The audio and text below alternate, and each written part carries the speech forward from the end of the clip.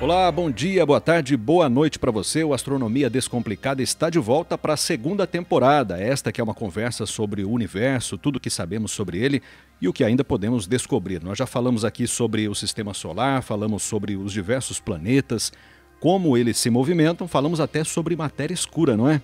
Tá tudo aí na nossa playlist, é só você navegar pelos episódios anteriores.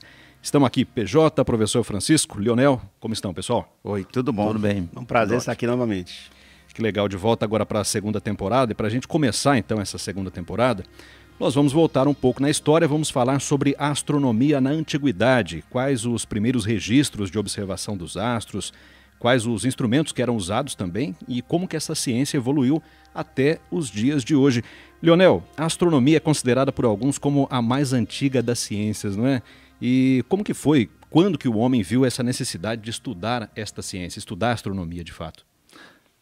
Como nós estamos inseridos no planeta, no universo aqui da Terra, veja, é uma questão de sobrevivência. Tudo foi uma questão de sobrevivência. Imagina o seguinte, hoje, pega uma pessoa que não tem contato com satélites, não tem contato com comunicação, com nada. Coloca lá no meio da selva, no meio do deserto, ou em qualquer lugar do planeta. O que ele tem que fazer para sobreviver? Tá? Ele tem que conhecer o ambiente, onde ele vive, onde ele está. Primeira coisa, a água e a alimentação. O que esses povos lá na antiguidade, coisa de 15, 20 mil anos antes de Cristo, o que eles faziam? Primeira coisa, procurar água. Segunda coisa, o alimento. Como a maioria era nômade, não se estabelecia num único ponto, eles ficavam rodando. Né? Não tem água, vamos para lá. E à medida que eles iam caminhando, eles tinham que sobreviver. Como que sobrevive? Entendendo como que funciona o dia e a noite, como que funciona o momento onde tem mais alimento, qual o momento que tem menos alimento, quando o clima altera, quando era mais frio, mais calor. Então eles tinham que estar atentos a tudo isso para poder sobreviver. E uma das características mais importantes do ser humano são os sentidos. Esses sentidos apurados fez com que nós, seres humanos, conseguimos sobreviver a essas épocas. E para poder sobreviver, eu tenho que entender o que está acontecendo. Por exemplo, quando que os animais migram, quando que tem mais peixe para poder se alimentar, quando que as formigas estão saindo mais, as frutas, na época das frutas. Porém, o homem ele não era muito adaptado a ser nômade. Eles queriam mais se estabelecer em um determinado ponto, né, onde tinha mais a fartura de alimento e água para tomar. Quando eles começaram a fazer isso, eles começaram a observar mais o ambiente onde eles estão. Primeiro, eu tenho dia e noite. Eu tenho animais da noite e tenho animais durante o dia. Eu tenho a época das frutas. Eu tenho a época das migração dos animais. Então, se eu parar aqui, eu tenho mais chance de sobreviver. Se eu tenho mais chance, então eu vou ficar aqui.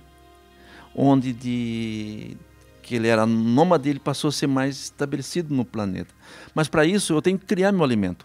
Tenho que ter o alimento. Até então a agricultura não era ainda usada. Era mais usada a caça. E à medida que quando no local começava a faltar alimentos, aí que eles migravam. Isso foi um período de 300 mil anos, mais ou menos, que isso aconteceu. Desde o continente africano para a Ásia, a Europa, subindo toda a Europa, a parte mais fria, lá hoje Rússia, né? Mas sempre migraram, né? No sentido de comida. E assim, estou falando dessa forma, fica mais fácil a gente entender por que eles, no início, eles começaram a relacionar essas as questões que você colocou, da migração, onde tinha mais peixe, onde tinha mais animais, essas coisas, colocando os astros como deuses, né? Sim. Porque até mesmo questão de sacrifício humano, né? Sim. Mas sem entender que isso era um processo natural do ambiente, né? Assim, a Lua, naquele momento, a maré aumentava, trazia mais alimento. Então, vinha mais peixe. Então, começava a se pensar que se fizesse o sacrifício antes daquele período, o Deus Lua, o Deus Sol abençoaria aquela fartura. Então, assim, primeiro olhar do homem para o céu foi com essa perspectiva, né, de religiosidade, né? Ele não tinha ainda até porque não se falava em ciência, mas ele não enxergava ali uma coisa natural, Sim. uma coisa sagrada, né? Como eu entendo, veja, o homem está estabelecido em qualquer lugar no planeta, tá? Independente do lugar, Índia, China, Oriente Médio, enfim, qualquer lugar. Veja, para mim poder controlar, para mim ter um certo controle, uma certa saber exatamente o momento da fartura, o momento do alimento, isso ocorria de tempo em tempo. Então, a primeira coisa que eles tentaram fazer é colocar um calendário. Colocaram um calendário. Qual que é o calendário? Eu vou observar o Sol. Mas o Sol, os períodos solares são lentos. O Sol altera todo dia, mas é durante um ano. Qual é o astro que tem um tempo de ciclo mais curto? A Lua. Então, o que acontecia com eles? Eles observavam a Lua. Por exemplo, da Lua cheia agora, até a próxima Lua cheia, tem quanto? Quantas luas? Então, eles tinham um referencial da Lua. Observaram que tinha um ciclo. Que eu tinha um ciclo, né? Aí, baseado nesse ciclo, tem 3 luas, 4 luas. E é interessante que esse calendário, tem alguns países que adotam até hoje. É o ciclo mais curto. Mas se eu tenho o ciclo da Lua, por exemplo, num período solar, que vai quando o Sol faz todo o percurso na borda celeste, né? Um ano, 365 dias. Faz um cálculozinho. Coloca hoje uma média lunar é de 29 dias. 29 vezes 12 dá quanto? Está bem próximo aí, 365 dias. É um ano. Um ano. Então, o referencial deles na época era a Lua. Aí depois, com a observação desses períodos lunar, eles foram percebendo que tinham uma certa influência, né? Impactava o planeta, os animais. Por exemplo, qual o comportamento dos animais na lua cheia? Os peixes, por exemplo. Até hoje, o nego usa o calendário lunar para os pescador, né? Quem é pescador sabe disso, né? Sr. Leonel, toda essa ciência, ela começou com o pessoal lá na Mesopotâmia, né? A Mesopotâmia veio um pouco depois disso tudo. Quando chegou na Mesopotâmia, que foi os sumérios que... Exatamente, isso que eu queria chegar, então, nos sumérios. Aí os sumérios já tinham todo esse conhecimento. O que você está falando, Sr. Leonel, para a gente que está na academia, né? É o primeiro passo da metodologia de qualquer ciência. É a observação. A observação. Então, o senhor está falando que quando eles, lá atrás, da pré-história ainda, eles começaram a observar, é assim que a gente começa a fazer ciência. O primeiro passo é a gente observar um fenômeno e tentar entender aquele fenômeno. O que os instrumentos fazem hoje? É uma expansão dos nossos sentidos. Só isso. Por isso existem os instrumentos. Né? Mas entrando na questão que o PJ colocou, se o sumério você falou que antes deles já tinham... Isso, já tinha conhecimento dos ciclos. Quem era um povo específico ou era um povo mesopotâmico, né? A data mais ou menos 3.000, 3.500 anos. Mas seria um povo mais avançado, inclusive, então, pela época. Depende muito o local, porque como existiu a migração do ser humano para vários lugares, né? Não existiam os territórios ainda bem estabelecidos, Não, né? Não tinha. Eles eram ainda nômade, alguns setores, né? Que eles se estabeleceram no planeta, ainda eram nômade. Porque foram vários ciclos, né, que aconteceu na migração humana, né? Foi aí 2 milhões de anos por aí, esse tempo todo. Mas é interessante que essa observação que eles começaram a fazer, por exemplo, as frutas. A fruta quando o sol estiver na direita, quando o sol está se pondo, está nascendo uma estrela. Para eles, o céu era uma abóbada, né? Com estrela fixa, com pontos fixos. Não era diferente disso. E quando começou a aparecer as frutas, a tal estrela está apontando lá. O céu de hoje é diferente do céu dessa época? Porque como as estrelas estão lá há bilhões de anos, né, no mesmo lugar, um pré-histórico, se olhasse o céu hoje, em 2022, né, tivesse uma máquina do tempo, ele viesse a pré-história, ele reconheceria o mesmo céu ou é diferente? No céu, as estrelas, nos planetas, nada é estático. Tudo se movimenta. Eu vou colocar uma questão prática, simples de entender. Imagina a gente pilotando um carro na estrada. Os postes, as árvores que estão do lado da estrada, você passa rápido. Porém, o morro que está lá a 20 quilômetros de distância, você anda quilômetros e quilômetros, o morro parece que está lá ainda, né? É exatamente. A estrela, como está muito longe de nós, milhares de anos-luz aí, a gente observa, parece que está parada, mas não está. Está se movimentando. Tem um software, né, que é o Stellarium. Você vai no Stellarium, que a estrutura do software é baseada na matemática, a dinâmica celeste. Você coloca lá a data de daqui 10 mil anos, você vê que a estrela mudou de posição. Faz a simulação. Faz a simulação. Entendeu? Legal. Na realidade, na época, eles associavam as estrelas com o que estava acontecendo no planeta e o Sol. Só que o Sol ele tem o solstício, tem o equinócio, e eles queriam saber exatamente esse ponto.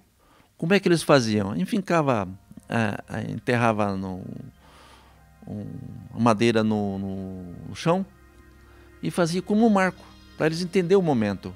O quando da madeira eles empilhavam a pedra. Tanto é que tem observatórios muito antigos, data de 3.000, 3.500 anos antes de Cristo. Até porque quando o céu noturno tem mais informação, então na verdade o momento mais importante para esse povo pré-histórico era a noite, não era nem o dia, né? Então, era a noite, questão da lua e a questão das estrelas. Então, aos poucos, né, eles foram entendendo que as estrelas forneciam muitas informações também. Por quê? Data. Qual é o momento da colheita? Qual é o momento de plantar? Qual é o momento que vem as monções de chuva, né? Qual é o momento que vai esfriar? Eles tinham que ter essa relação, eles tinham que ter em mão esses pensamentos, esses dados. Interessante que você falou aí de vários fenômenos que acontecem em uma determinada região do planeta, acontece em uma, não acontece em outra, né? Sim, as monções, então, você falou da Mesopotâmia também, Sim. muito importante. Na China também tem grandes registros, né, de astronomia, os povos antigos Sim. da China também. Como que se deu o desenvolvimento ali em outras regiões? Foi ao mesmo tempo? E foi assim, de acordo com a necessidade de cada povo? Parece incrível, naquela época levava-se conhecimento de um lado para outro.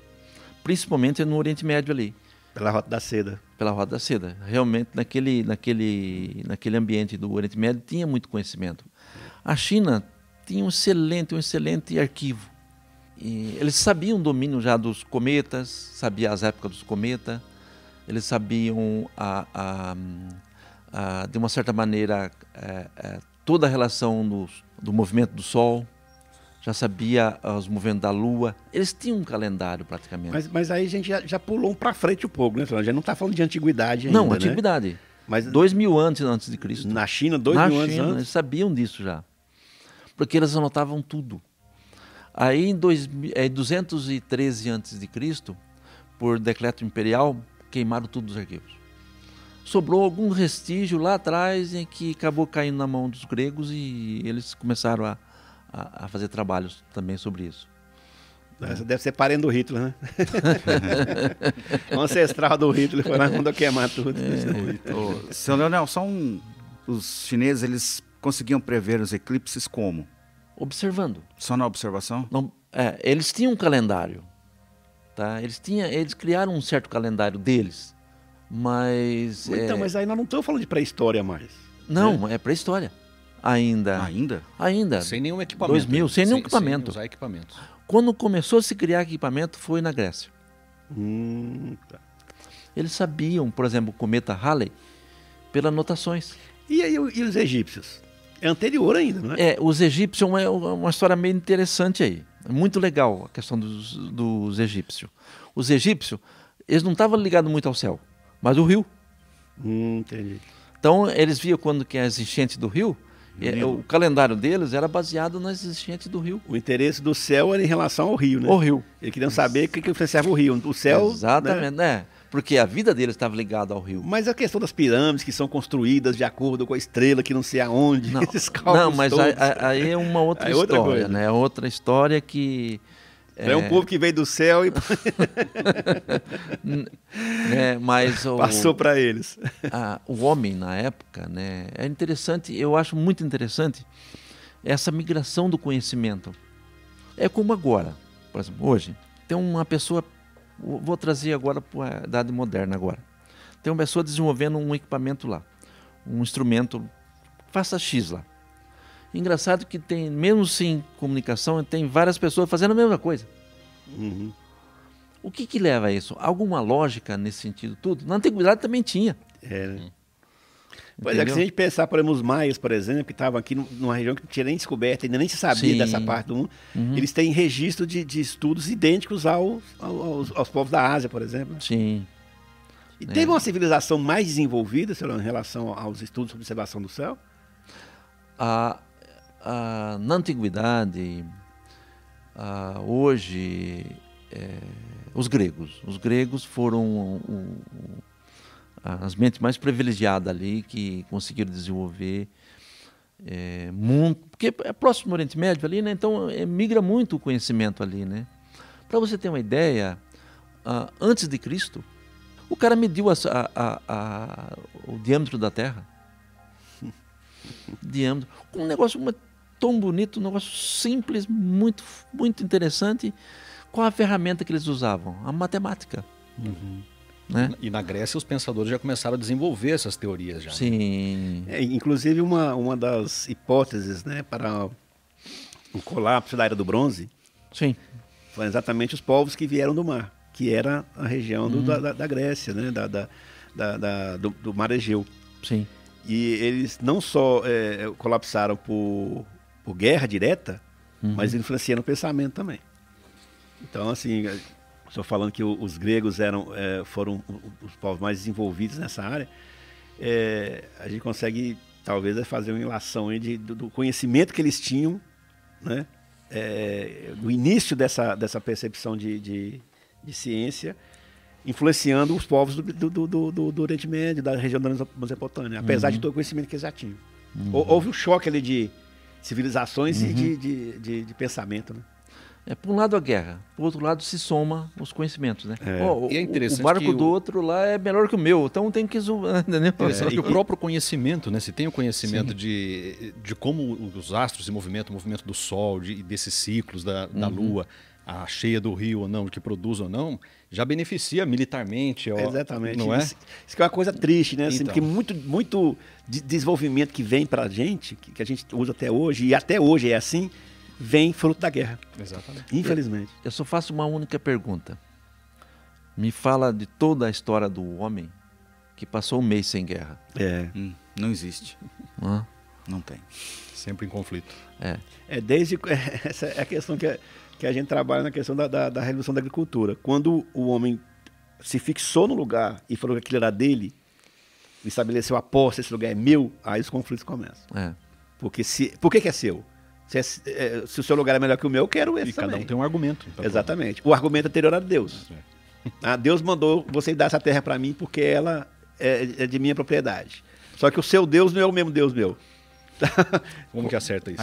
Aí começam os conflitos. Aí começa o conflito. Como que entrou, né, toda a história aí da religiosidade, da compreensão em termos dos deuses, né? Os sacerdotes, o pessoal tinha um esclarecimento um pouco maior, eles entendiam todo esse processo, processo astronômico. Então o sacerdote chegava lá, você planta tal dia que isso vai dar resultado. Então, o que acontece com a massa, né? A maioria do povo ali na região? O cara é um deus, conhece.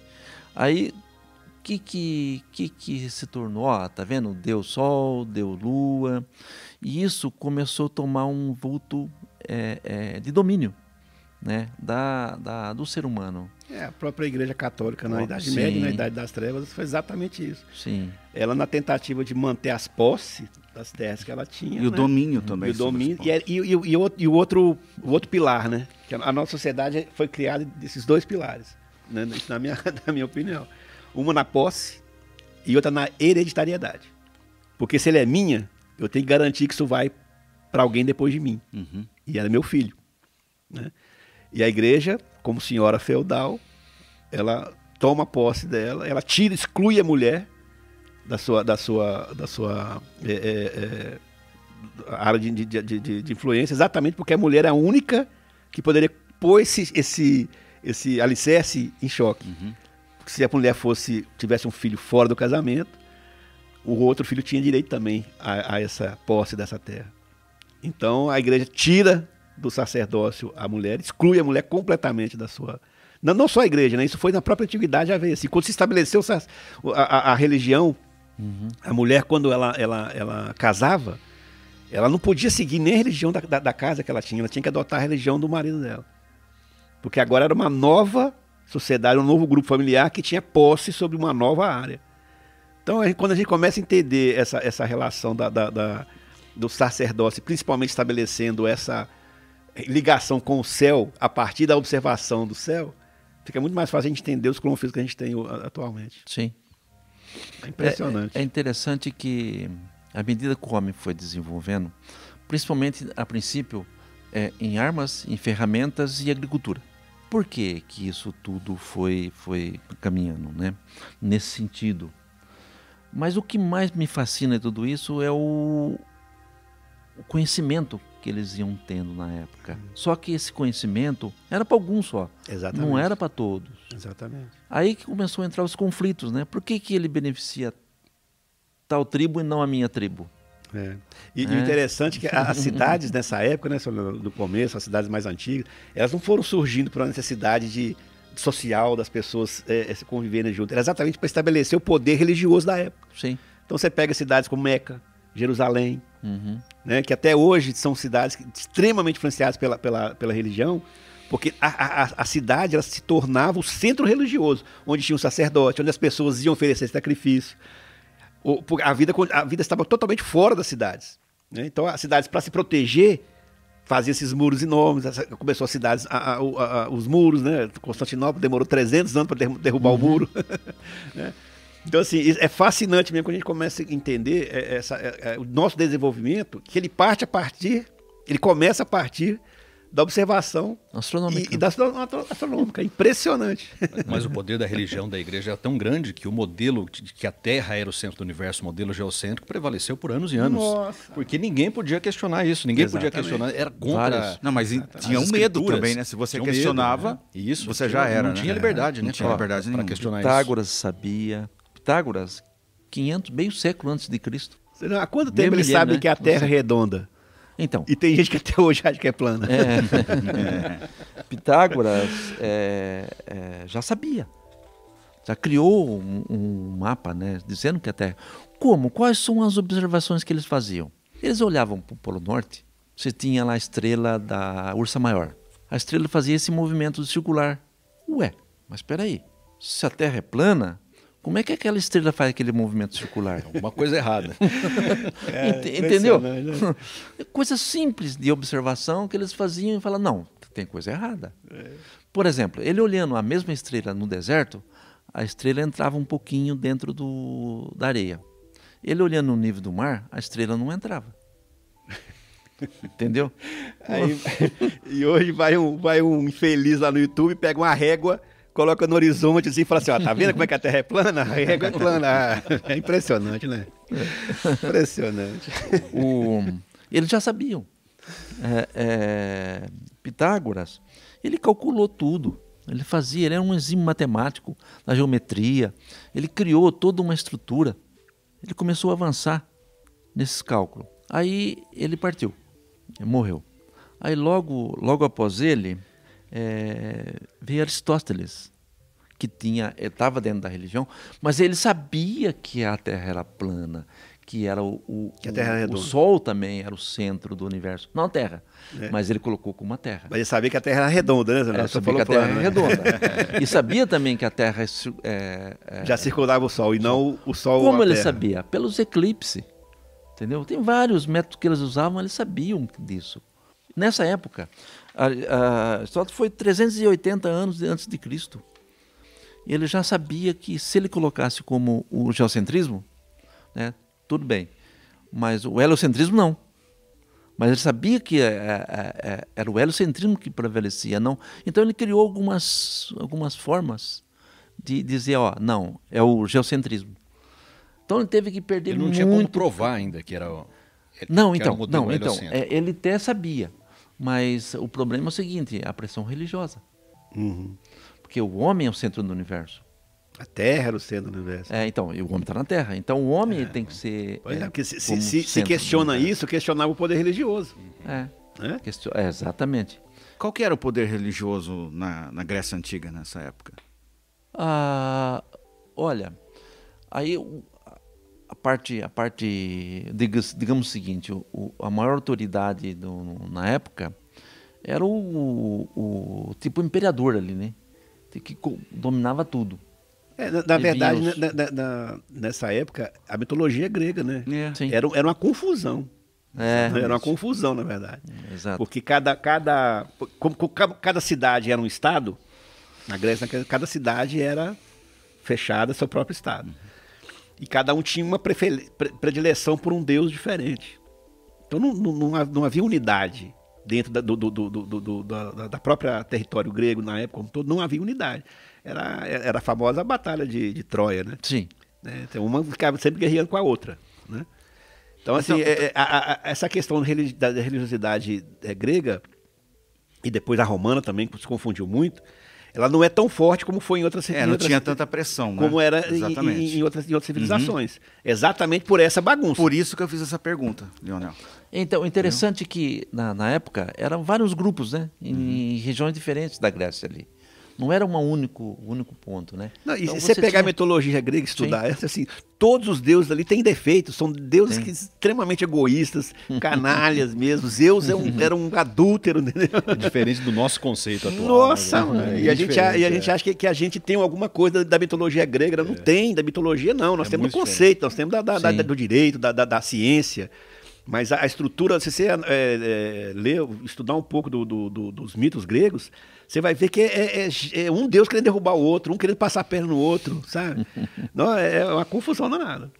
A civilização egípcia, mesmo sendo politeísta, não era tão bagunçada como a grega, porque ali os deuses eram deuses mesmo. Eram divindades que tinham esse poder religioso, que comandavam a morte, a vida, o rio, a colheita, né? Mas era uma coisa mais sagrada mesmo. A mitologia grega, eu acho que para mim é mais para justificar os erros humanos que foram criados esses deuses também, que eram tão completamente... Semelhança do ser humano. Exatamente. Quando chegou os sumérios na região, na Mesopotâmia, o que aconteceu? Eles começaram a dominar os grupos que estavam na região. Aí que se plantou realmente o conhecimento. Quando trouxe esses grupos, aí o conhecimento começou a se agregar. Ele tem uma qualidade de arma, ele consegue desenvolver arma mais eficiente que a nossa. Opa, vamos dominar eles. Aí se juntou tudo na Mesopotâmia, que foi a primeira. Mas cada aldeia, cada grupo tinha seu próprio líder, né? Que comandava. E atrás disso tinha a parte religiosa também, né? E a parte religiosa que comandava, inclusive no Egito. Quem conhecia todos as leis universais ali, como é que funcionava tudo, eram os O faraó era o Deus vivo, né? Deus vivo, Era o Deus vivo. entendeu? Jesus Cristo era o filho do Deus vivo. Né? A religião sempre esteve presente assim Sim. como forma de tentar controlar e aglutinar os povos, né? Em relação dessa convivência forçada. Porque é isso que é interessante a gente analisar. Quando o homem passa a desenvolver agricultura, a gente fala assim, o homem é um ser social. Ele foi forçado a isso. Na verdade é essa. Ele é um ser social dentro do grupo dele. Os clãs antes, como eram nômades, tinham no máximo 50 pessoas. Aí quando você passa a viver em sociedade mesmo, que são vários grupos tendo que conviver no mesmo, não dentro de uma cidade, mas também num território, aí ele passa a ser forçado a viver em sociedade. Aí tem que ter alguma coisa que seja aquele amálgama, que vai juntar, né? Que vai todo mundo fazer viver, tentar viver em harmonia. Aí entra a religião. E isso daí também, existe a religião monoteísta, né? Que é um Deus só. Aí foi depois. Essa foi a grande mudança que teve. E que teve mais pressão, né? É a maldição que todo judeu carrega. Porque a partir do momento que Moisés estabelece um Deus só, aí acabou a confusão, a discussão. Né? Se você acredita no mesmo Deus que eu, nós somos iguais. Então aí você pode ter um povo. Uhum. Aí o conceito de nação surge exatamente nessa igualdade, nessa homogeneidade dentro daquela relação ali. E passa a estabelecer valores que vai ser igual para todo mundo. Então o monoteísmo foi o primeiro degrau para a gente sair da antiguidade. Mas na verdade a gente só deixa o mundo antigo com o discurso de Jesus Cristo. Isso é impressionante. Se não tivesse Jesus Cristo, não tivesse o discurso dele, nós não teríamos o Ocidente. Nós ainda estaríamos vivendo ainda dentro de uma civilização fechada, dentro de conceitos que foram estabelecidos lá no passado. Tem um livro que eu vou até deixar aqui para o pessoal que segue a gente, né? Chama A Cidade Antiga, de Fustel de Coulanges. É sensacional. Se você quer entender o mundo antigo e a passagem que nós tivemos para o mundo moderno hoje, leia esse livro. É maravilhoso. Foi um livro que mudou minha vida. Você vê que muitos conceitos desenvolvidos praticamente 500 anos antes de Cristo, usa até hoje. Até hoje. Até hoje. Muitos conceitos. Não, a partir do momento que Jesus fala assim, olha, vai por todo mundo e prega o evangelho, qualquer pessoa agora poderia fazer parte daquela religião. Porque você só podia assumir uma religião se você nascesse dentro dela. Se você nasceu na Mesopotâmia e acreditava no Deus Sol, você tinha que viver aquele Deus até o resto da sua vida. Você não podia acreditar em outro. A partir do momento que ele fala assim, olha, pregue para todo mundo, a cidade deixa de ser o centro religioso, porque agora o templo sou eu. Eu sou o templo do Espírito Santo. Deus habita em mim. Então por que eu preciso do sacerdote? Já existe a conversão aí, né? Para que eu preciso do templo? Para que eu preciso da autoridade da igreja? Então foi por isso que os cristãos foram caçados aí até 420 depois de Cristo, quando Constantino, o imperador, decretou que todo mundo ia ser cristão. A igreja, para tentar controlar, e depois, mais tarde, estabelecer a Idade Média, criou todo esse dogma, que se você analisar é completamente contrário aos ensinamentos de Cristo. Exatamente, completamente. A Santa Inquisição. Exatamente. E Cristo veio para libertar, né? Exatamente. O interessante, como eles acreditavam que era um Deus? Quem tem o poder de derrubar as folhas das árvores? Pois é, e isso que para mim foi um aprendizado hoje, Solano, assim, nesse programa aqui. Porque não estava muito claro para mim como é que a relação religiosa foi fundamentada pela observação do céu. Exatamente. A gente começou, para mim, isso era quando a gente teve o conceito da morte. Quando o ser humano entendeu a morte como algo que ele perdia alguém, porque antigamente, né, a pessoa morria, acabou, né? Mas para mim, eu achava isso, que quando ele teve esse conceito da morte, ele criou a religião para tentar, com conforto, de falar assim, não, eu morri nessa vida, mas vou viver em outra, né? Mas, na verdade, hoje, pelo programa aqui hoje, eu estou entendendo que é mais pela essa aproximação e observação do que acontecia no céu, na astronomia, que não tinha esse nome ainda, que foi estabelecida essa relação do sagrado, essa relação da religiosidade.